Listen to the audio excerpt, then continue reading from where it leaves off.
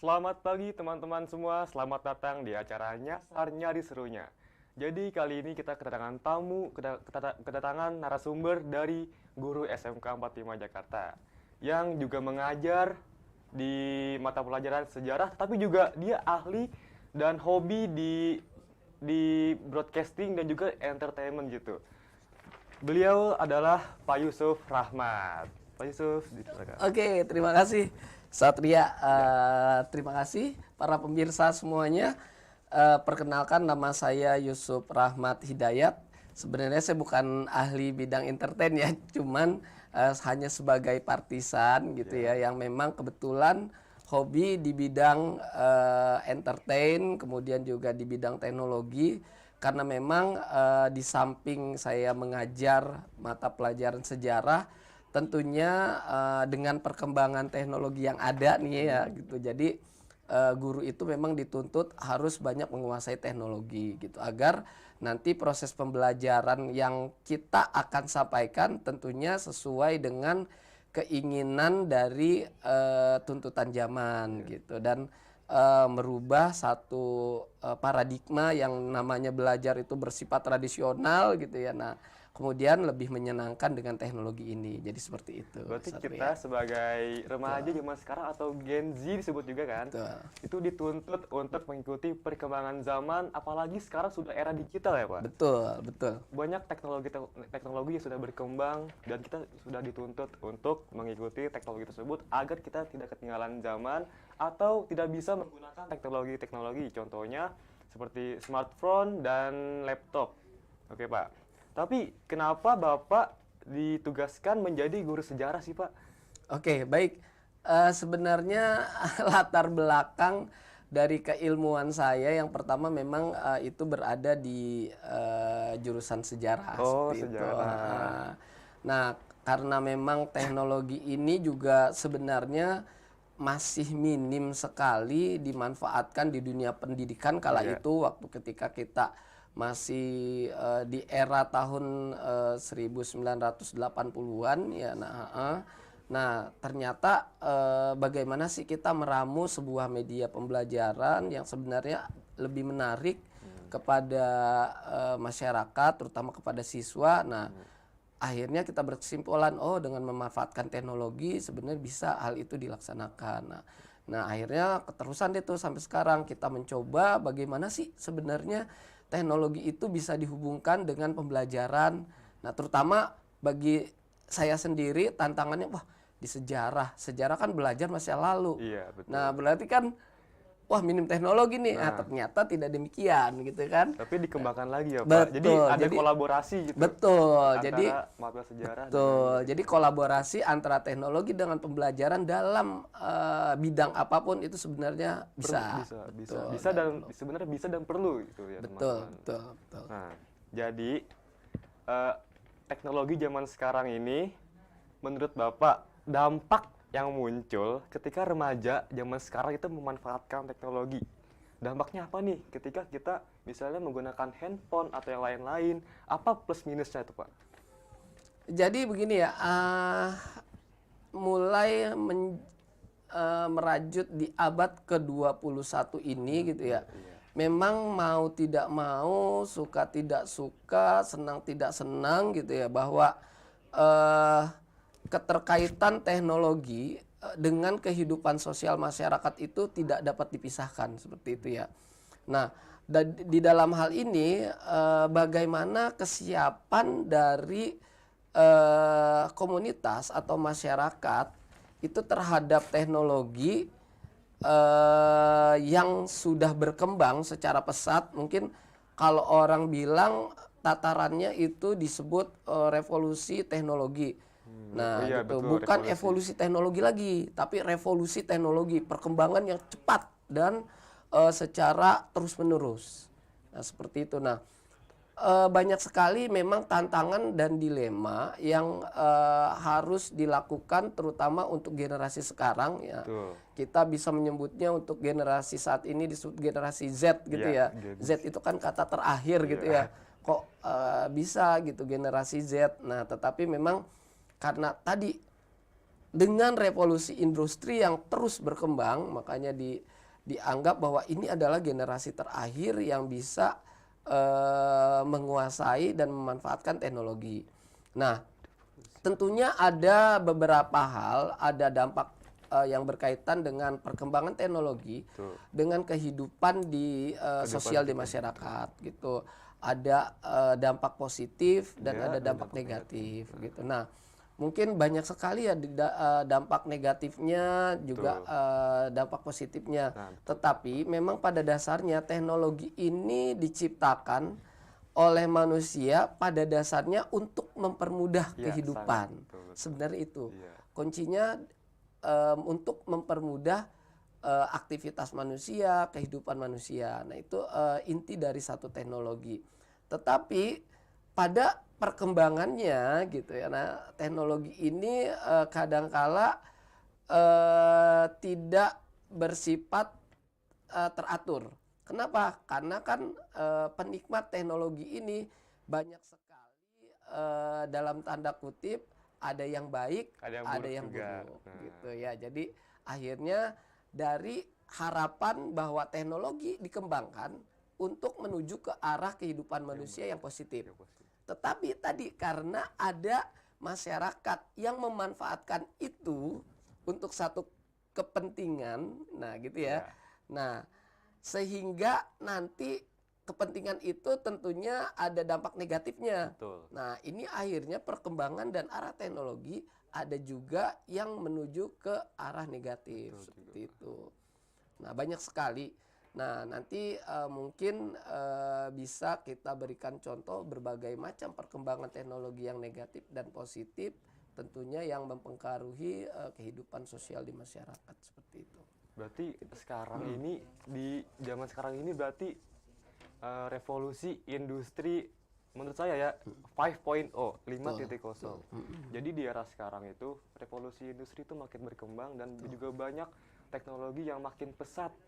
AI juga ya Pak? Betul, ada tambahan lagi gitu AI, ya. terus itu banyak banget teknologi yang digunakan untuk memenuhi kebutuhan masyarakat juga, orang-orang memenuhi kebutuhan juga dan mempermudah urusan orang-orang. Tapi di balik itu semua ada positif negatifnya ya Pak. Oke.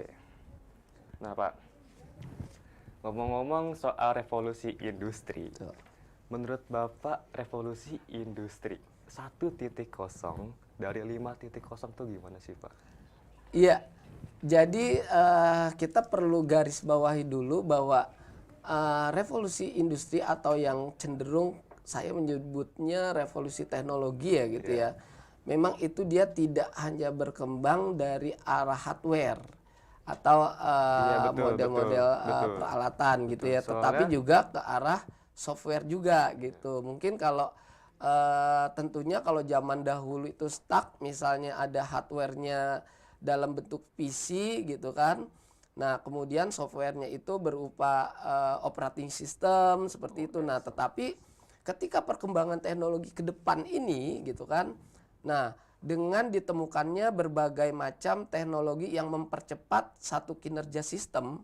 Nah, tentunya kan sistem ini juga harus secara simultan berubah juga kan Iya, gitu. Nah, sampai sekarang mungkin selama ini sistem-sistem yang menguasai beberapa market share gitu ya, seperti mungkin Microsoft gitu, kemudian lagi ada lagi Apple. Betul. Nah, tetapi dengan perkembangan teknologi tadi, hardware itu juga mengikuti perkembangan dari software. Nah, tentunya kalau misalnya hari ini di dunia ini banyak sekali para pengguna yang berbasiskan gadgetnya itu misalnya Android. Android. Seperti itu. Nah, itu kan berarti ada satu transisi teknologi lagi ketika mereka mulai zaman dahulu lebih cenderung menggunakan PC. Iya. Nah, kemudian nanti di tahun sebelumnya menggunakan laptop yang lebih simpel. Nah, tetapi nanti akan beralih lagi ketika laptop mungkin tidak begitu simpel, Iya, lebih betul, besar, berat gitu ya. Dikembangkan lagi ya Pak? Dikembangkan lagi menjadi biasa menggunakan dalam bentuk komputer yang bersifat pad atau tab Oh gitu iya, ya. iya betul, betul.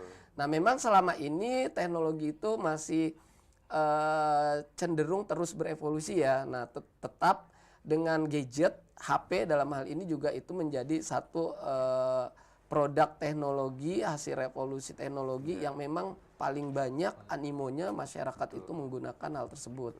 Nah, dari perkembangan teknologi ini, nah tentunya banyak sekali hal-hal yang sangat bahasa kita tuh sangat mirip gitu pada kehidupan sehari-hari yang tentunya secara tidak langsung dalam kondisi apapun gitu ya, kondisi apapun pasti kita akan bersentuhan dengan teknologi tersebut gitu. Mungkin kalau zaman dulu era revolusi industri itu 1.0, nah itu ya mungkin masih tadi terbatas hanya pemanfaatan PC komputer yang digunakan untuk kepentingan di kantor, mencetak seperti itu ya. Oke, jadi mungkin salah satunya seperti itu. Oke. Jadi gitu ya teman-teman, untuk revolusi industri 1.0 sampai 5.0. Mungkin saat ini kita break sebentar, jangan kemana-mana, tetap di Nyasar Nyari Serunya.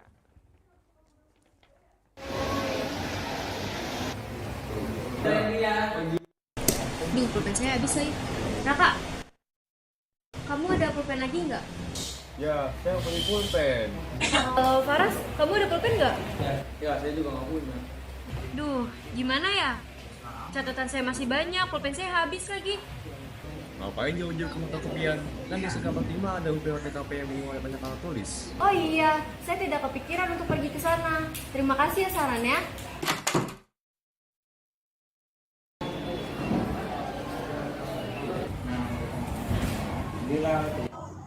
Ajay, lagi beli apa? Saya mau beli buku di sini, kalau kamu?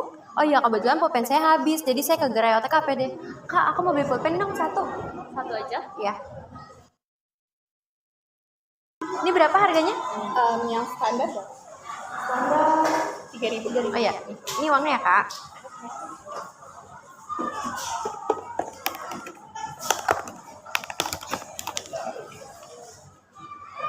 Terima kasih. Wah, lengkap banget ya alat tulis di sini. Ya, kalau ada apa-apa sama alat tulis kita nggak perlu jauh-jauh ke fotokopi. Nah, lengkapkan alat tulis di unit produksi OTKP ini. Nah, untuk teman-teman semua, jika kalian memerlukan atau membutuhkan alat tulis dan sejenisnya, kalian bisa datang ke unit produksi OTKP. Karena di sana persediaan dan alat-alatnya lumayan lengkap. Dan kalian nggak harus lelah untuk ke fotokopian. Betul.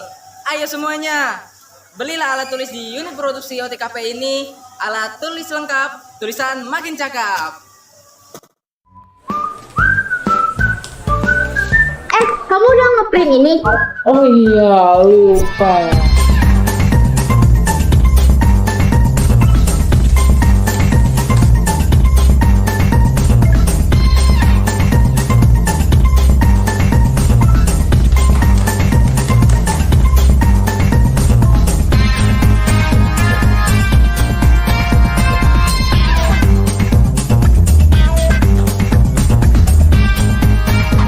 Woi, ngapain? Ngeprint, Pak. Kan ada UPPSPT. Oh iya.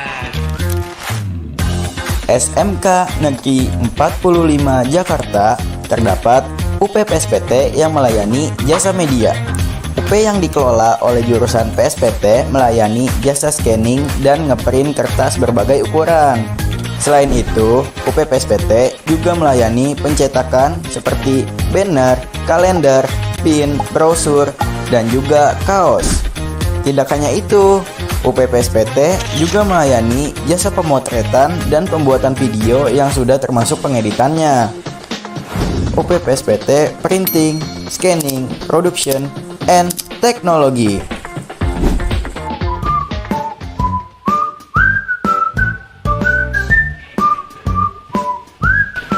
Woi, bayar lu. Baik pemirsa dan teman-teman semua, kembali lagi di acara Nyasar Nyari Serunya. Oke, jadi kita berlanjut nih. karena tadi kita ngomongin revolusi industri, sekarang kita bahas dari revolusi industri 1.0 dulu, Pak. Oke.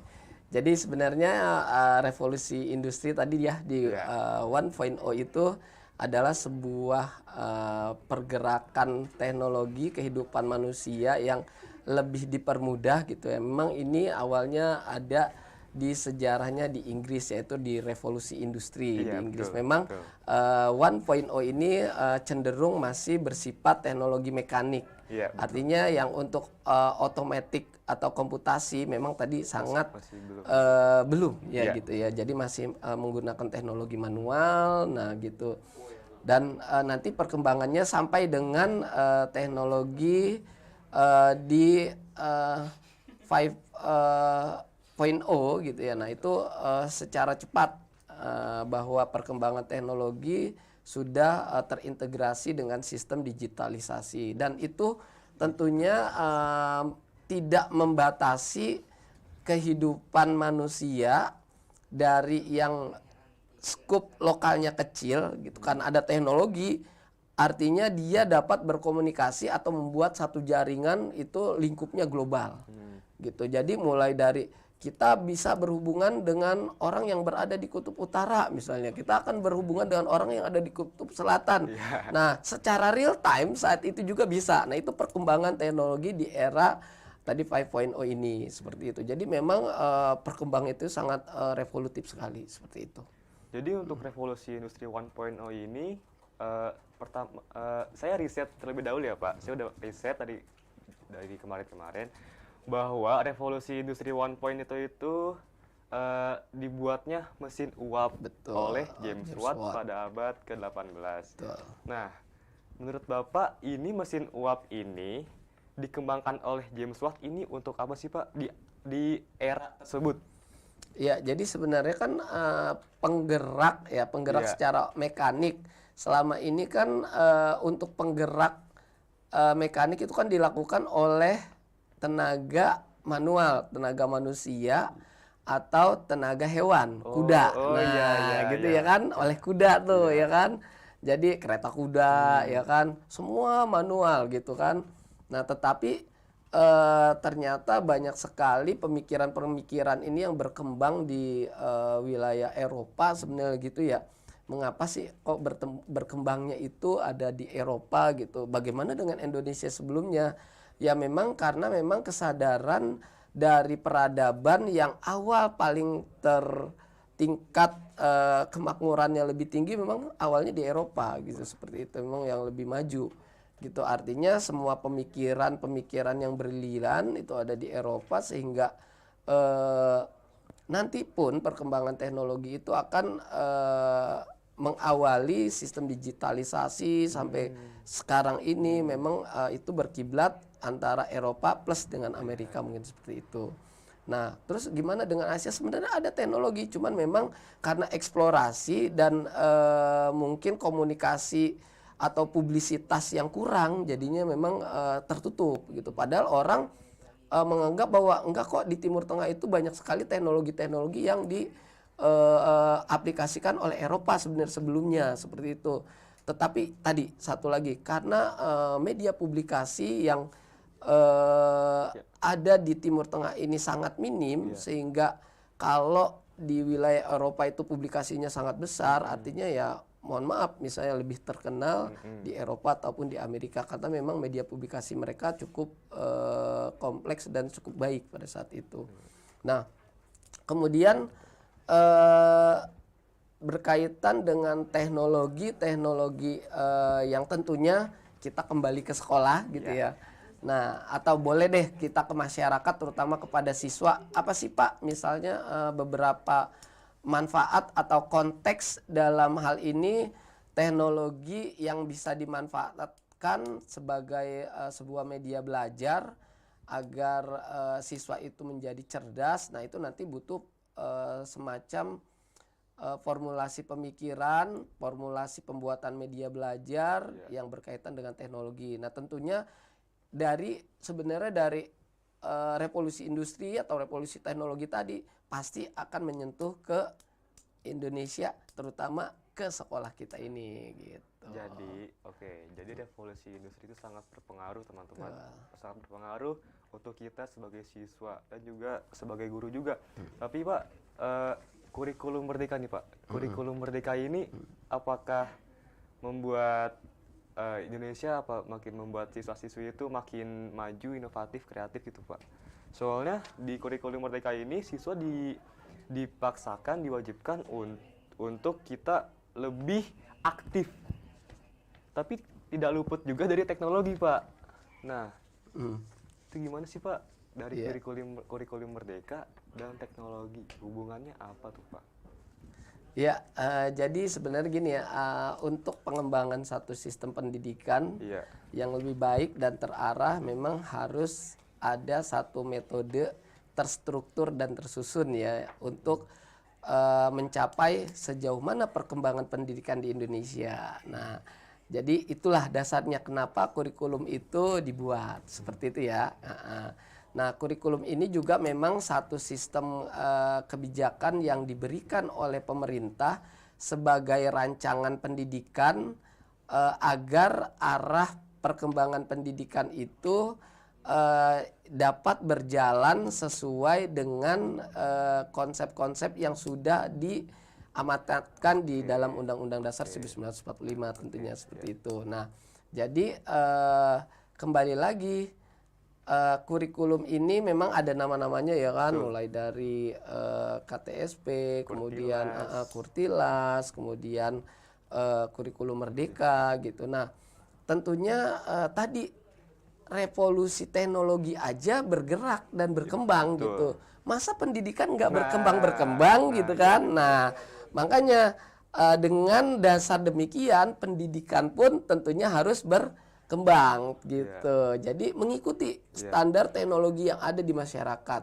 Pak, tujuannya apa sih Pak? Kan tadi kembali lagi di akhirnya endingnya itu bahwa pendidikan juga akan memberikan satu wacana kepada masyarakat, satu pengetahuan yang penting untuk kehidupan selanjutnya seperti itu ya. Nah, jadi untuk kurikulum sebenarnya tadi semuanya baik gitu. Hanya memang bagaimana nih kurikulum ini bisa mengadopsi lingkungan sekitar dan teknologi yang ada untuk menjalankan satu sistem pendidikan yang nantinya tentunya akan membawa dampak yang lebih baik. Nah gitu, makanya adalah diciptakan untuk tahun ini disebut kurikulum merdeka dengan rancangan 1, 2, 3, 4, 5 seperti itu. Nah, dan jangan lupa bahwa Indonesia itu secara kultur itu punya budaya tentunya yang berbeda dengan yang ada di Eropa, yang ada di Timur Tengah. Nah itu juga konteks budaya juga perlu diperhatikan. Nah, kurikulum pun mengadopsi ke situ. Selain teknologi tuh, nah selain teknologi juga mereka mengadopsi budaya lokal yang berkembang dan tentunya nanti satu saat itu akan menciptakan satu integritas bangsa yang ini loh sebenarnya bangsa Indonesia tuh seperti ini. Jadi kita tidak disebut gaptek teknologi.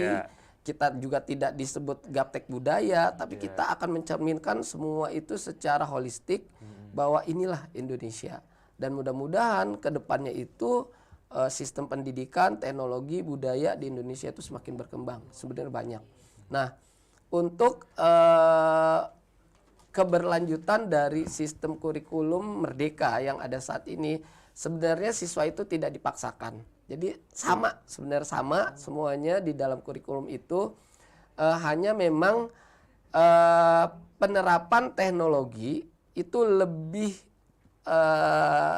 porsinya itu lebih besar ya, betul ya. Seperti salah satu di SMK 45 kita sudah menerapkan sistem no paperless gitu. Jadi tidak menggunakan kertas gitu. Setiap ujian yang digunakan di SMK 45 harus menggunakan aplikasi ya.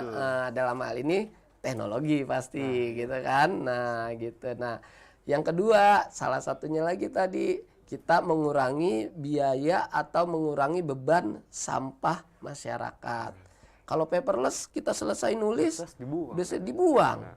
gitu. Walaupun misalnya udah selesai nulis dikumpulin mungkin jadi bungkus bakwan, ya kan, jadi banyak bungkus banget tahu itu, gitu kan. banyak banget Tapi itu. kan setelah itu dibuang lagi Iya. gitu kan. Nah, jadi kecenderungannya kita memanfaatkan teknologi tadi juga mengurangi hasil sampah yang ada di masyarakat, terutama di sekolah, seperti itu. Tapi kalau kita menggunakan aplikasi untuk untuk ulangan atau mengerjakan tugas, terutama ulangan ya, minusnya tuh kita nggak bisa nyontek teman-teman. Jadi kita bisa nyontek, kita bisa buka Google. Kan kalau dari kertas kita bisa nih nyontek sana sini kan, hadap kanan kiri, wah jawabannya A gitu.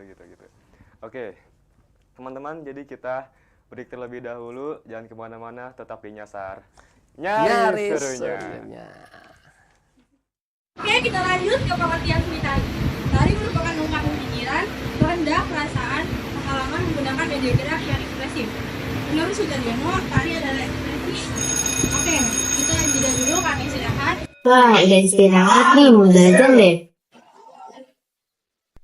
Bindi, Acau mau jajan nggak? Boleh.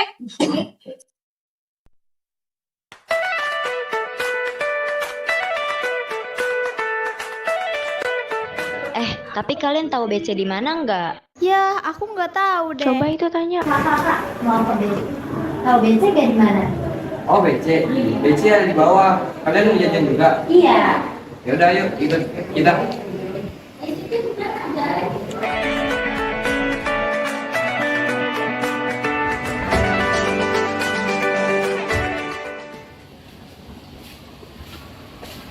Nah, ini yang namanya BC. Kalian kalau nanti lapar atau haus, kalian bisa jajan di sini. Oh, makasih Kak. Oke, ayo.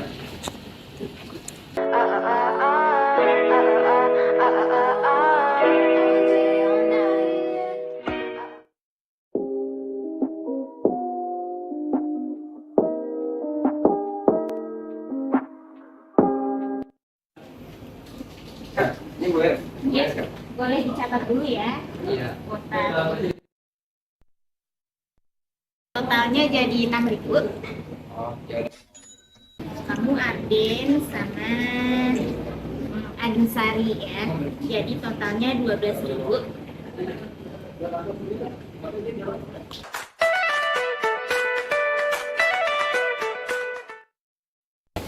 Enak-enak banget ya di BC, murah-murah. Iya, benar. Besok ketemu lagi yuk. Ayo.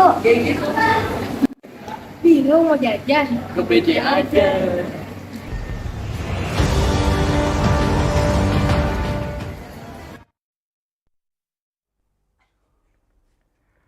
Oke teman-teman, jadi kembali lagi di acara Nyasar Nyari Serunya.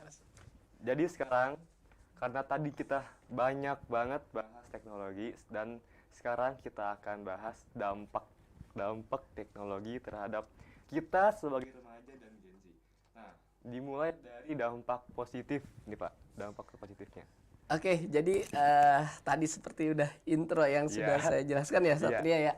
Jadi memang dampak positif ini dari perkembangan teknologi itu sangat banyak sekali ya. Betul. Artinya yang pertama, teknologi itu membuat hidup lebih nyaman, lebih mudah, lebih simpel, lebih enak lah seperti itu. Nah, jadi tentunya mempermudah aktivitas kita sehari-hari gitu. Nah, jadi dampak teknologi yang paling utama itu tadi mempermudah untuk pelaksanaan aktivitas dalam kehidupan sehari-hari. Nah, itu. Nah, terus kemudian lagi tentunya ada tambahan lagi nih teknologi itu kan. Apa tuh, Pak? Selain hanya mempermudah, bukan Pak, ada penemuan misalnya mobil dengan teknologi listrik. Nah, itu kan tetap intinya mempermudah. Tetapi dalam hal ini ada tambahan lagi. Nah, tambahan lagi di era yang terbaru bahwa setiap orang pasti akan terkoneksi dengan orang yang lainnya seperti itu. Nah, itu artinya dampak yang positif dari keberadaan teknologi ini, bahwa setiap masyarakat itu akan selalu terhubung dengan komunitasnya masing-masing, dan itu tanpa batas. Nah, ini nih kelebihannya. Kalau mungkin zaman dahulu masih sebelum ditemukannya internet dengan software-software yang lainnya kan masih terbatas, kita paling nonton di TV, televisi, kita bisa ngelihat berita di dunia. Tetapi saat ini ketika teknologi itu melakukan revolusi dalam bidang keterkaitan interaksi sosial, nah ini sangat berubah. Betul. Gitu. Apapun yang terjadi di muka bumi ini dalam waktu cepat orang akan langsung dapat mengetahui dan memahaminya, gitu ya. Misal hari ini 3 hari yang lalu ada banjir di Spanyol, gitu. Kalau mungkin media-media televisi itu menyiarkannya telat, gitu kan. Tetapi media-media yang bergerak di bidang media sosial, misalnya mulai dari Instagram, gitu kan, mungkin bisa juga TikTok ataupun Twitter. Nah itu dia sudah lebih maju memberikan satu pandangan-pandangan atau memberikan satu informasi tadi itu secara cepat dan real time. Nah ini memang satu kelebihan dari satu perkembangan teknologi.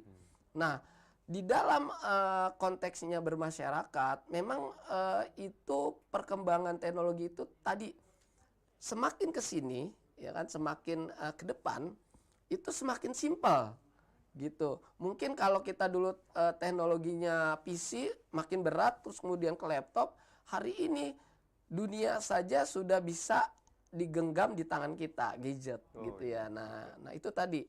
Dan gadget ini terkoneksi ke dalam semua entitas komunitas masyarakat, sehingga ya mau nggak mau apapun yang terjadi di kehidupan manusia, baik itu di dalam negeri ataupun di luar negeri, itu sangat bisa kita nikmati. Nah, itu memang dalam sisi pemanfaatan informasi. Nah, ada lagi dari satu sisi pemanfaatan teknologi atau lifestyle atau gaya hidup kita. Ya, betul. Terutama biasanya digunakan, tentunya ini punya kecenderungan yang lebih besar bahwa teknologi yang berkembang itu memang menciptakan satu pengaruh yang baik terhadap kehidupan manusia tadi.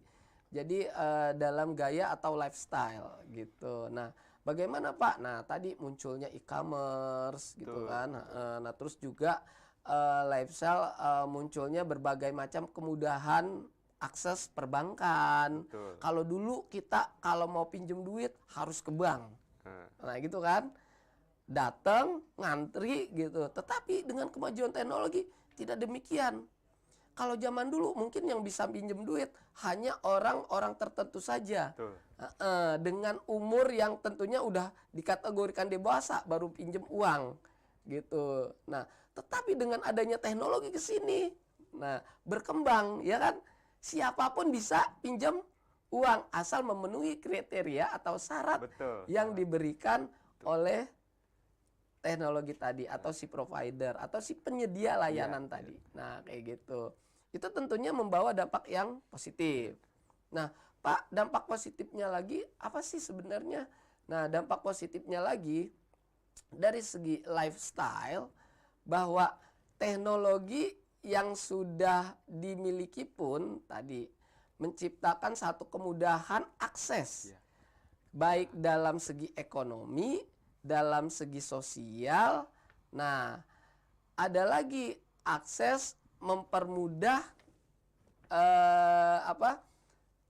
membuka informasi yang berkaitan dengan kehidupan kita. Seperti kalau misalnya Pak, kalau zaman dulu kita mau ngelamar pekerjaan itu harus datang ke tempat perusahaan gitu ya kan. Nah, ternyata dengan adanya teknologi sekarang kita tidak mesti melakukan visit kepada perusahaan-perusahaan untuk mencari pekerjaan, tetapi dengan cukup melihat gadget saja sudah kita, oh iya nih kita mau ngelamar pekerjaan. Nah, tinggal kita lengkapi syarat-syarat yang sudah mereka sediakan tadi. Nah, itu salah satu dampak dari baiknya teknologi.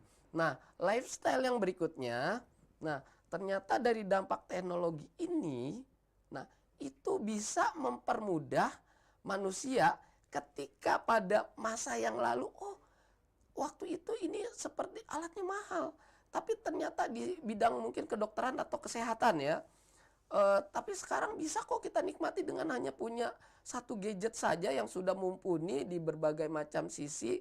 Nah itu sudah cukup. Contoh, kalau untuk mengukur denyut nadi gitu ya kan, selama ini kan detak jantung kita berapa, tekanan darahnya berapa gitu kan. Kita kan waktu itu hanya dokter yang tahu dan yang bisa mengukur tekanan darah kita gitu kan. Ketika kita pergi ke rumah sakit, oke, dicek tekanan darahnya gitu kan. Ya dok, berapa dok tekanan darah saya? Oh normal misalnya 100/90. Nah gitu. Tetapi dengan kemajuan teknologi kita sudah tadi, dengan jam yang bisa mengatur misalnya, atau jam bisa mengetahui kadar tadi tekanan darah manusia. Bisa diklik gitu kan. Itu kemudahan teknologi di situ. Seperti itu. Nah, perkara bagaimana sih sebenarnya teknologi itu dibangun, apakah sama enggak kualitasnya dengan yang kita mau datang ke dokter dengan menggunakan jam. Tentunya itu juga nanti sudah ada ukuran-ukurannya tersendiri. Artinya semakin akurat. Nah ini nih yang menyebabkan kita penggunaan teknologi itu semakin mempermudah hidup manusia. Nah seperti itu. Nah itu sisi yang terbaiknya. Tetapi memang dari semua hal yang terbaik itu, nah tentunya kalau dibandingkan dengan porsinya gimana Pak dengan yang terburuk, tetap revolusi teknologi informasi komunikasi ini membawa dampak yang lebih baik ketimbang yang lebih buruknya gitu. Jadi masih tetap kondisinya perkembangan ini menjadi lebih baik seperti itu. Oke, jadi dampak positif ini sebenarnya tergantung remaja yang memanfaatkannya. Betul. Ya, contohnya tuh kita tadi yang Bapak bilang untuk metode pembayaran misalnya. Betul. Sekarang kan banyak banget ya yang udah pakai QRIS, pakai GoPay, pakai Betul, Dana. betul. Nah, jadi kita tuh dimudahkan untuk pembayaran. Jadi kita nggak usah ngeluarin uang cash, jadi Betul. kita tinggal scan. Nah, tapi menurut Bapak itu worth it nggak sih Pak dengan adanya QRIS gitu? Iya. Iya, nah tadi dampak positif ya. Iya. Berarti sekarang nih kita dampak negatif nih. Nah, ini nih gitu. Saking mudahnya gitu kan kita memanfaatkan teknologi untuk lifestyle, tentunya ada resiko yang harus kita bayar gitu loh. Nah, resiko ini nih kadang-kala namanya juga resiko gitu kan. Berarti waduh beban kan gitu. Nah, beban ini memang menjadi negatif buat kita. Nah, terutama untuk generasi Gen Z. Ini nih yang menjadi satu kecenderungan kelemahan dari revolusi teknologi tadi. Nah, dengan maraknya tadi seperti model keuangan perbankan yang semakin mudah untuk diakses gitu ya. Nah, tentunya ada resiko besar yang harus ditanggung oleh si pengakses tadi gitu ya. Nah, Pak, saya sekarang transaksi tunai sudah dipermudah. Iya, betul. Terus transaksi non tunai juga dipermudah.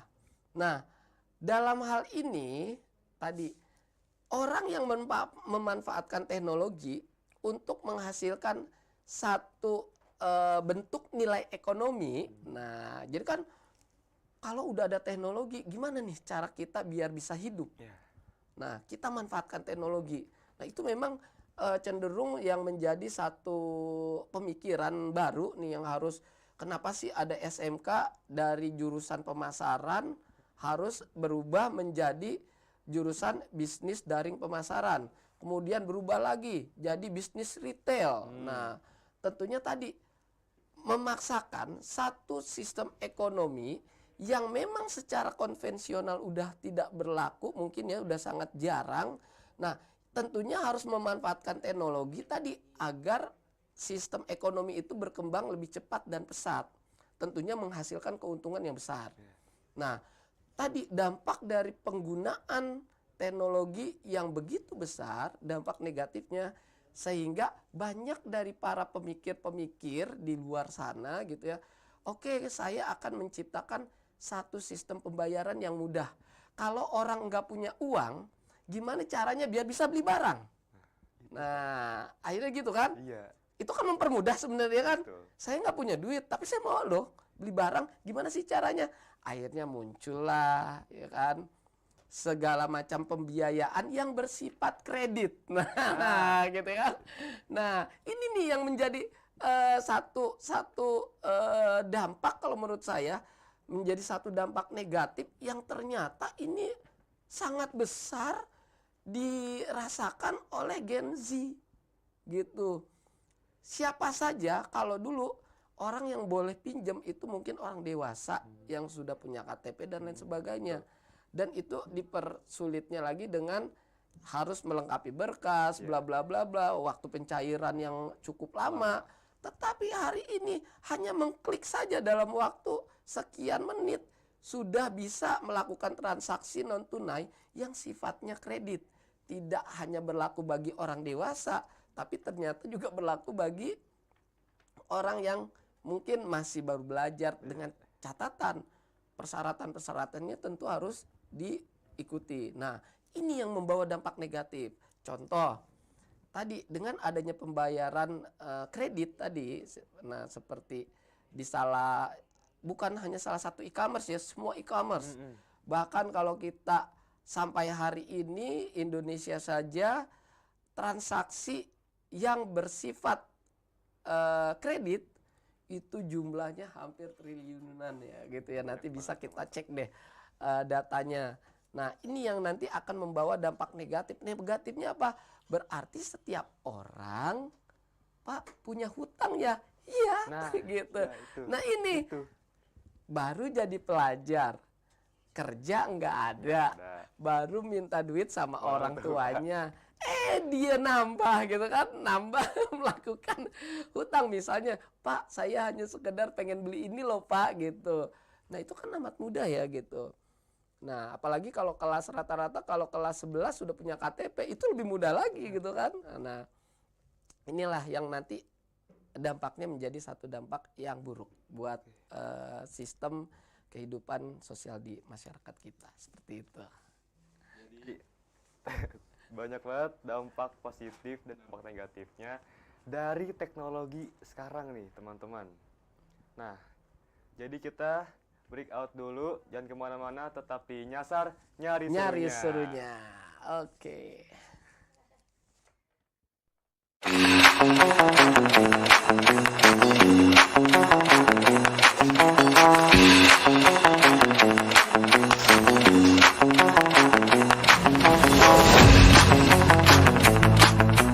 Jika saya ingin menjadi nasabah baru di Bank Mini ini, saya mau nanya apa sih keuntungan menjadi nasabah di Bank Mini ini? Keuntungan menjadi nasabah di Bank Mini ini, yang pertama itu kita terlatih untuk menjadi disiplin dalam penggunaan uang. Nah, keuntungan yang kedua itu kita mempunyai dana simpanan yang nantinya akan berguna ketika kita sedang dalam situasi darurat. Oh, menarik banget keuntungannya. Bagaimana sih caranya saya menjadi nasabah di Bank Mini ini?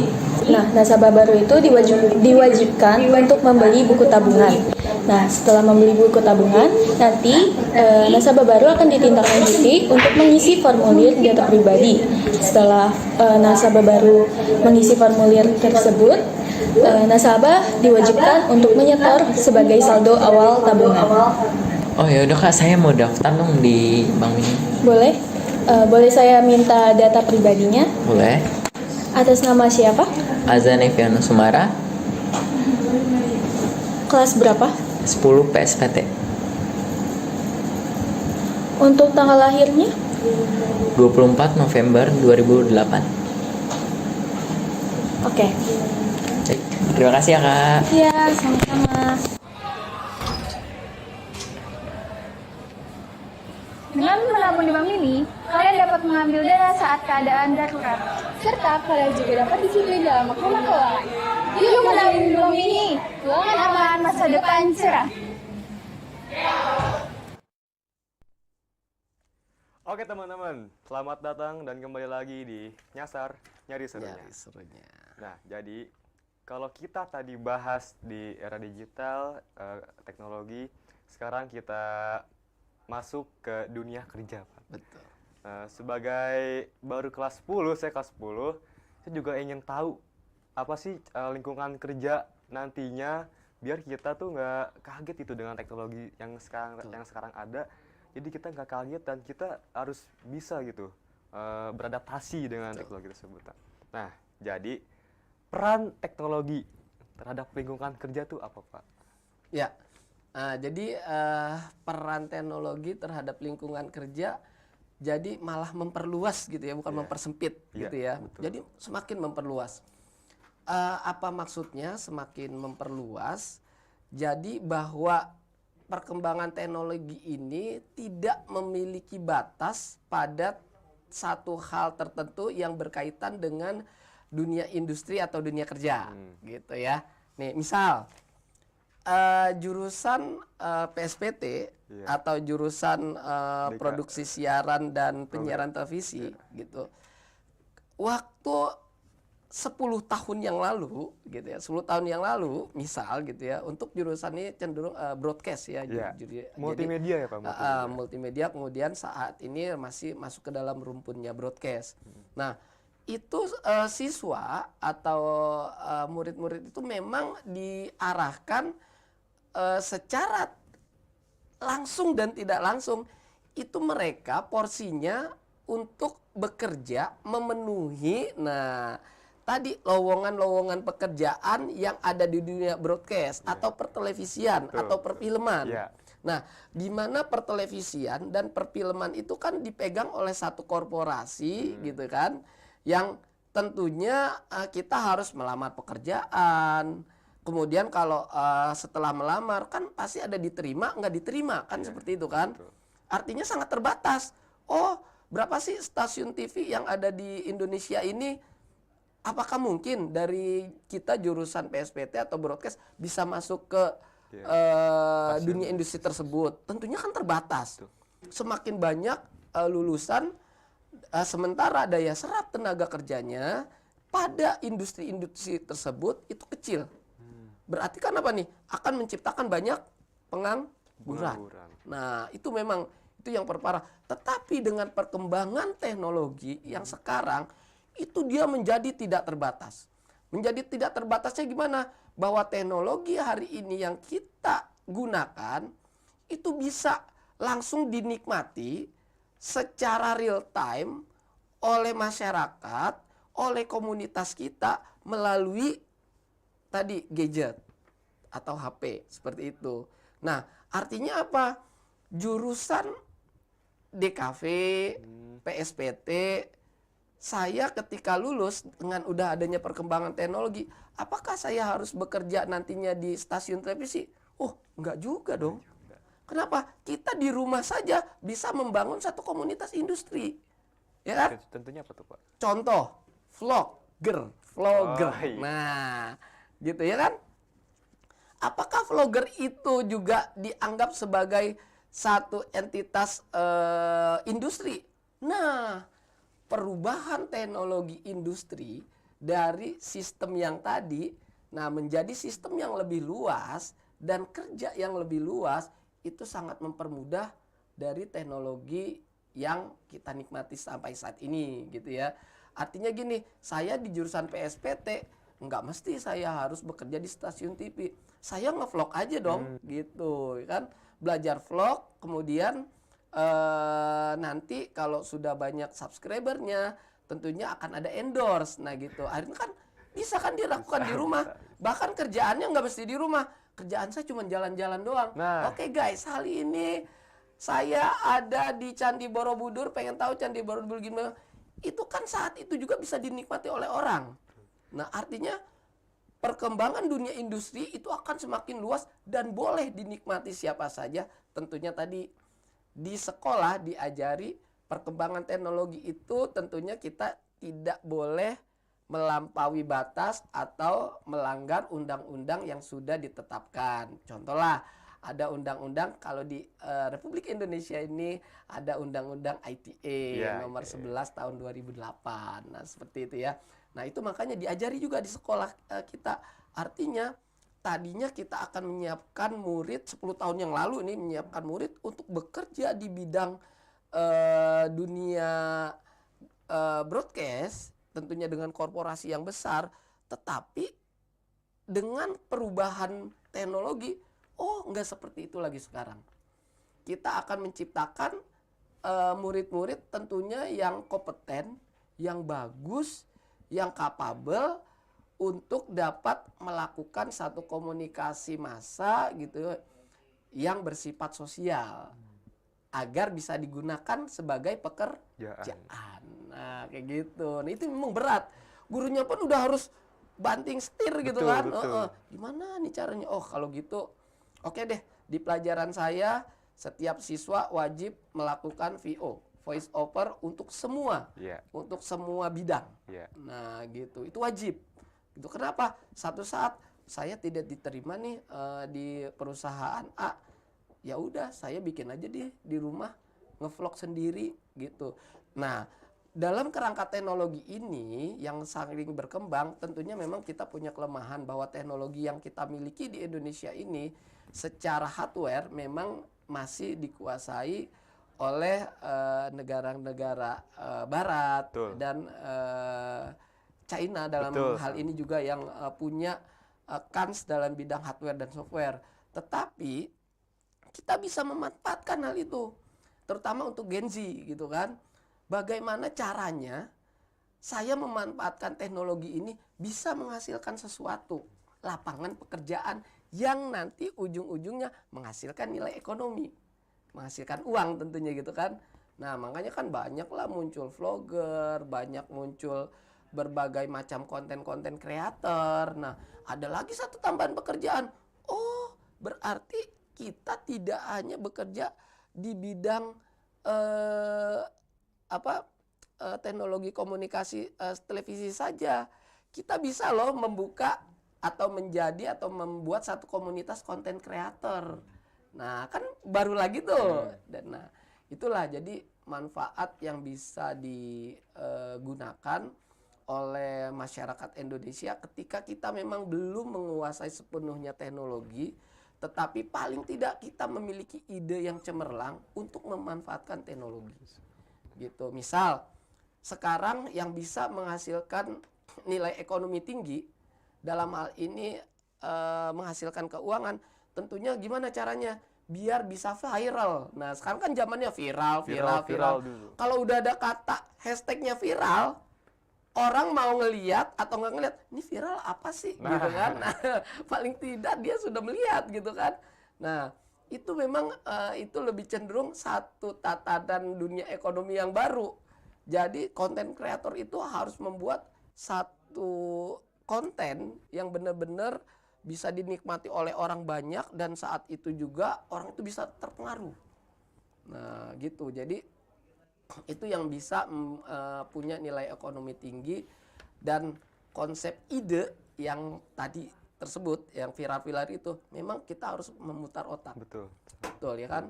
Makanya setiap yang viral selalu ada di Indonesia dan udah banyak ribuan dan akhirnya bisa jadi terkenal seperti itu. Memang tadi tambah lagi bahwa batasan teknologi ini di masa sekarang tidak terbatas tadi. Kalau zaman dulu mungkin orang kalau mau jadi artis harus cantik, ya kan, harus ganteng, gitu kan. Apakah sekarang demikian? Akan bergeser. Nggak mesti cantik, nggak mesti ganteng, yang penting viral, bener kan? Nah, itu dia tuh. Nah, itu tuh jalur itu yang harus kita kuasai tuh, gitu. Bagaimana tentunya kita memperkaya dengan ide-ide yang brilian seperti tadi. Nah, di sekolah ini kita coba bagaimana siswa itu bisa menghasilkan ide yang brilian dari hal-hal yang terkecil. Enggak mesti harus punya teknologi yang canggih. Nah, itu. Jadi memang arahnya ke situ. Tentunya dengan koridor-koridor tadi yang sudah ada berdasarkan peraturan dan perundang-undangan yang berlaku. Seperti itu. Gitu. Jadi saya juga seperti itu ya. Dimulai dari hal-hal yang kecil. Betul. Ide itu mahal, teman-teman, sebenarnya mahal banget. Soalnya kita di PSPT ini juga belajar vlog, Pak. Di Betul. vlog Oh, kita, iya. ya, kita bikin konten, Betul. bikin iklan. Betul. Nah, itu juga sebagai salah satu acuan kita untuk kedepannya. Nah, soalnya kita di PSPT itu bikin konten itu untuk bekal kita ke depannya, dan juga kata Pak Yusuf tadi, viral. Banyak konten kreator, banyak orang-orang bikin konten yang viral, tapi viral itu mengarah kemana, Pak? Pokoknya viral aja, tapi ini isinya apa gitu loh. Tapi banyak juga yang viral yang bermanfaat, dan viral yang tidak bermanfaat juga. Nah, oke Pak. Sebenarnya jangan kita di lingkungan sekolah ini juga nerapin yang namanya remote working, Kak. Iya. Ya, jadi kita tuh fleksibilitas. Jadi kita bisa belajar di mana saja dan dari mana saja dengan adanya perkembangan teknologi zaman sekarang gitu, Pak. Oke. Nah, kalau tadi dampak lingkungan kerja, sekarang cara mengeksplor, cara kita tahu minat bakat kita apa, Pak? Gimana cara kita tahu tuh, wah, saya mau ini deh, mau jadi ini apa mau jadi itu. Tapi kita juga harus tahu minat kita apa dan bakat kita tuh apa. Seperti apa sih cara kita mengeksplor?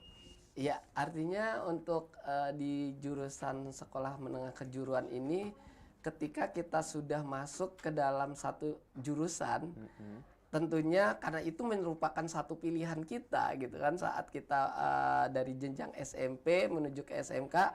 Nah, mau tidak mau tadi, suka tidak suka, senang tidak senang, misalnya jurusannya jurusan A, B, C, D, E, tentunya dari jurusan-jurusan tersebut yang akan kita perkuat. Perkuat apa? Perkuat kemampuan murid, perkuat kemampuan secara verbal, non-verbal, fisik, non-fisik. Nah, dari kompetensi-kompetensi sesuai dengan jurusannya masing-masing tadi. Nah, jadi untuk jurusan PSPT ya berarti lebih cenderung harus dikuatkan dari broadcast-nya gitu misal. Nah, terus bagaimana caranya untuk menghadapi dunia kerja yang akan datang tadi? Kita memberikan semacam kemampuan-kemampuan atau skill, baik secara formal maupun informal. Gitu. Nah, terus setelah itu juga nanti ada berbagai macam sertifikasi di kelas 3. Nah, terus tambahan lagi tadi, menciptakan satu murid yang punya ide brilian. Nah, tadi gitu, untuk memanfaatkan teknologi yang sudah ada tadi gitu. Baik, mungkin itu salah satunya gitu. Oke, Pak. Jadi kesimpulan Bapak nih, kesimpulan obrolan kita pada acara hari ini, menurut Bapak, kita bahas revolusi industri, kita bahas teknologi zaman sekarang di era digital, kita bahas dampak positif negatifnya, itu apa, Pak? Ya. Jadi kesimpulan saya, manfaatkanlah teknologi sebaik dan secepat mungkin. Sekarang tuh harus cepat, nggak bisa kalau kita nggak cepat, nggak bisa kan. Manfaatkanlah teknologi sebaik dan secepat mungkin untuk menghasilkan sesuatu hal atau satu produk yang berkualitas. Nah, kenapa harus dibilang suatu hal produk yang berkualitas? Karena itu yang nanti akan menjamin kita hidup di kemudian hari bahwa kita tuh profesional gitu. Jadi manfaatkanlah teknologi secara tepat, cepat, profesional untuk meniti kehidupan yang selanjutnya. Dan jangan takut dengan teknologi. Betul. Jadi seperti itu. Oke, teman-teman, itu terus belajar, terus beradaptasi karena dunia terus berubah. Ikut adaptasi agar kita paham bagaimana dunia teknologi ke depannya. Jangan takut untuk mencoba karena kita itu dituntut untuk mengikuti perkembangan zaman. Oke, teman-teman, kalian tuh harus keluar dari zona nyaman. Jangan, pokoknya coba hal-hal baru, explore hobi minat kalian, dan setiap pengalaman baik atau buruk adalah pelajaran yang berharga yang dapat membentuk diri kita. Oke, mungkin kita sudah di penghujung acara ya Bapak. Oke, baik. Terima kasih untuk teman-teman semua yang sudah menonton acara pada hari ini.